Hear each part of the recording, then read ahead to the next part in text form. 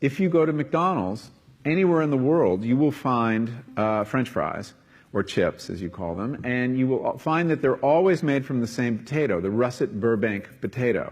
This is a potato from America that's unusually long and difficult to grow, but that's what they want, because when you're McDonald's, you like those red boxes with a little bouquet of very long chips. It looks really good, and so they insist that all their potatoes be russet Burbanks, and they further insist that they have no blemishes at all. There's a very common defect of russet Burbank potatoes called net necrosis. And you've seen potatoes with a little brown line sometimes, or spots that come through it. Well, McDonald's won't buy them if your potatoes have that. And the only way to eliminate that is to eliminate an aphid.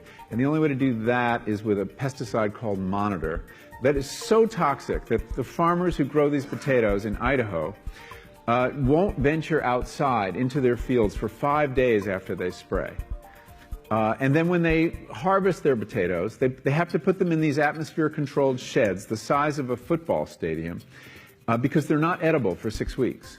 They have to off-gas all the chemicals in them. So you see, the desire for a certain kind of chip leads to a certain kind of agriculture. But the other thing on the health side, when I started learning about nutrition, about which, by the way, much less is known than you might think, that the scientific understanding of nutrition is still very primitive. But I learned that what mattered most about one's health was not necessarily the nutrients, good or bad, that you were consuming or staying away from, or even the calorie counts. But what predicted a healthy diet more than anything else is the fact that it was being cooked by a human being and not a corporation. Corporations cook very differently than people do. They use vast amounts of salt, fat, and sugar, much more than you would ever use in your own cooking. And the reason they do that is those are three incredibly attractive and incredibly cheap ingredients.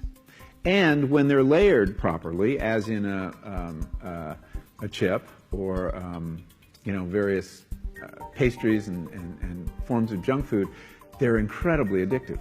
And in fact, people in the industry, they don't talk about addiction in the food industry, even though they traffic in addiction. They talk about craveability. It's the same thing. And snackability is another term they use. It's a lovely word.